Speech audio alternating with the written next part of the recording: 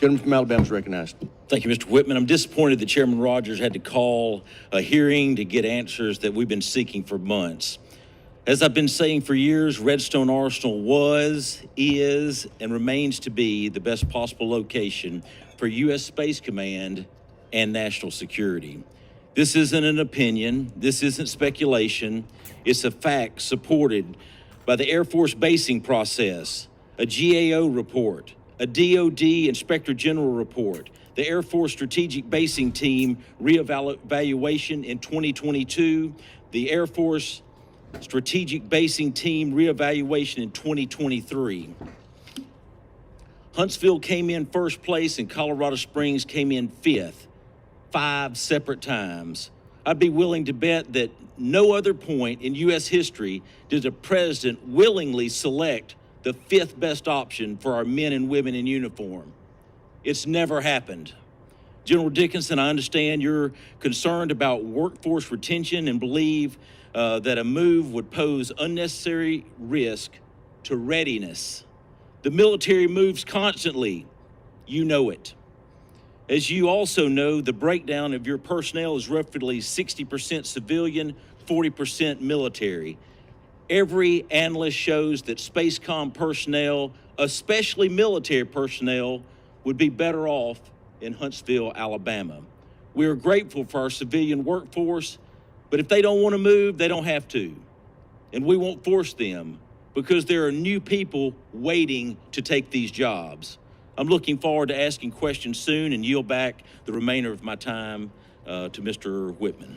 Thank you, Mr. Chairman. General Dickinson, in April, you informed Secretary Kendall that Space Command would reach full operational capability this summer in secure workplaces with network connectivity all the way to the special access program levels, our most highly classified programs.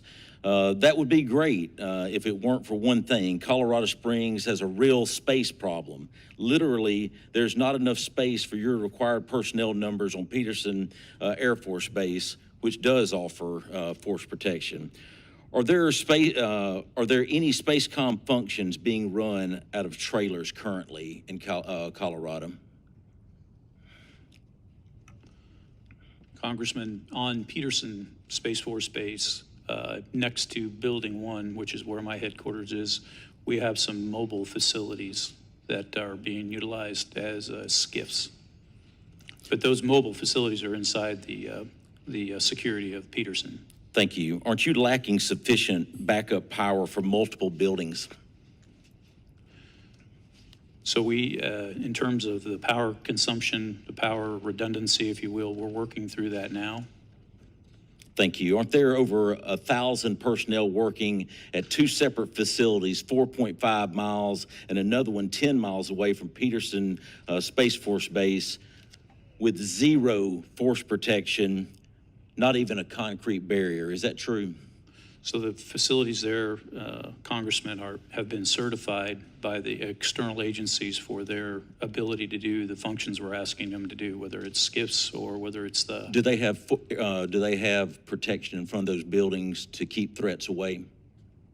No, they do not. Thank you. It is just unbelievable that these conditions would be deemed acceptable or appropriate for a 4-star command. In Huntsville, Space Command would immediately have move-in ready facilities, and within 24 months, a brand new 400,000 square foot facility, all within secured Redstone Gateway, and this is before the construction of the permanent headquarters. Not to mention, Alabama in their proposal was going to build and donate new general officer housing. That would have eliminated a $1.5 million purchase for you in that new farm that you bought. Secretary Kendall, in your statement, you were very clear Space Command's current temporary facility must be replaced and new buildings are required. And that is your judgment. Based off findings of the strategic base team, that Huntsville was more competitive and just as capable of hosting the permanent headquarters.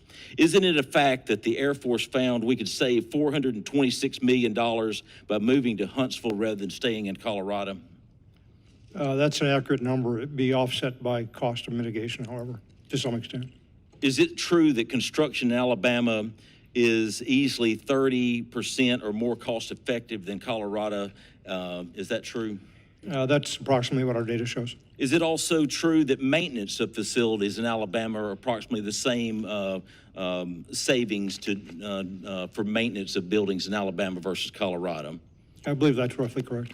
Out of the 6 locations considered for Space Command, which one had the higher construction cost estimated? Which one had a higher construction cost estimated than Colorado?